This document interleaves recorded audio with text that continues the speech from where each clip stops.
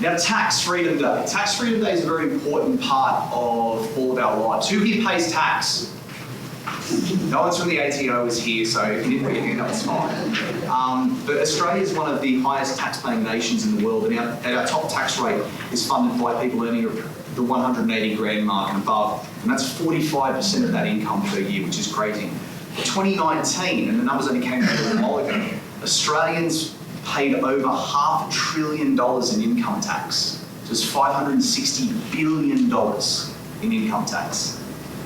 So every time we talk about tax, we get a lot of emotions in the room. You can start to feel it. But in regards to Tax Freedom Day and what it actually is, it's a concept that just helps you understand how your tax affects you. So I'll quickly run you through it. The best way I've found to describe this is, imagine you have a normal 5-day job, Monday to Friday. Whether you're your own boss or whatever, but let's just imagine you have a boss. Your boss calls you in and they say, listen, you're doing a fantastic job, you're a valued employee, all the stuff they get taught to tell you. And then they say, what we're going to do is, we're going to make a few changes. We're only going to pay you for Wednesday afternoon, Thursday and Friday.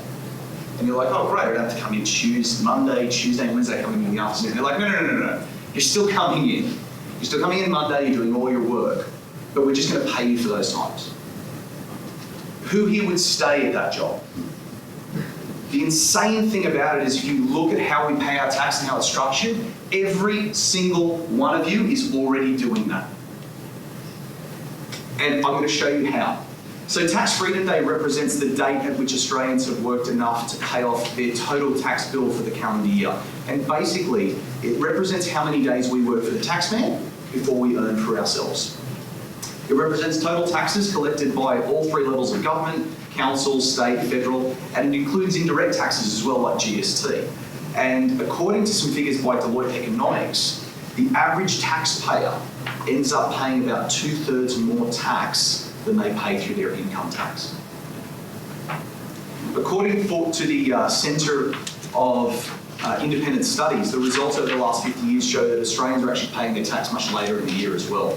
So you can see in 2019, you had to work until around the 17th of April to pay all your taxes. And this is actually 1 day further than what it was last year. So it is creeping more and more.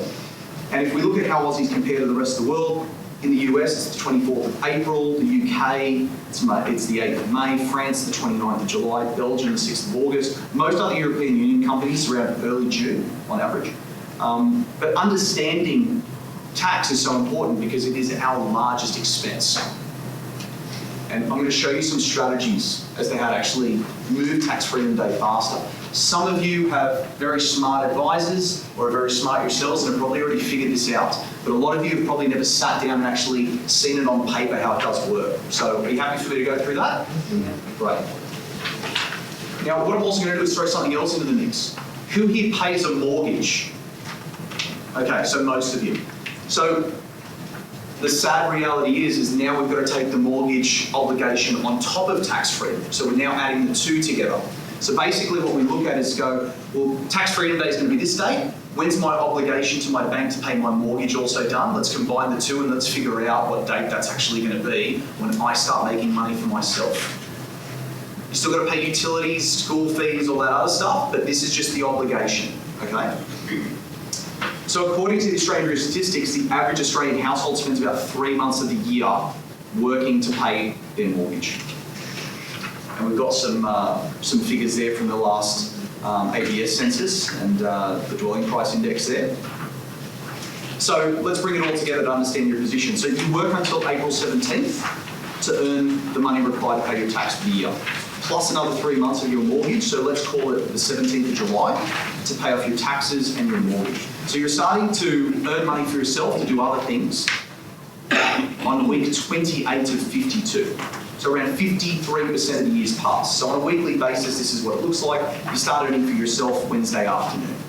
So Monday and Tuesday for taxes, Wednesdays for the bank, basically. Is it any wonder why a lot of people struggle to be able to save money for a deposit for a house? Is it any wonder why the government's creating schemes to help people with those first deposits? They need to do it. It's obviously too little too late for a lot of people, but these are the reasons why. And understanding that research really gets you a good understanding of how to get ahead of it.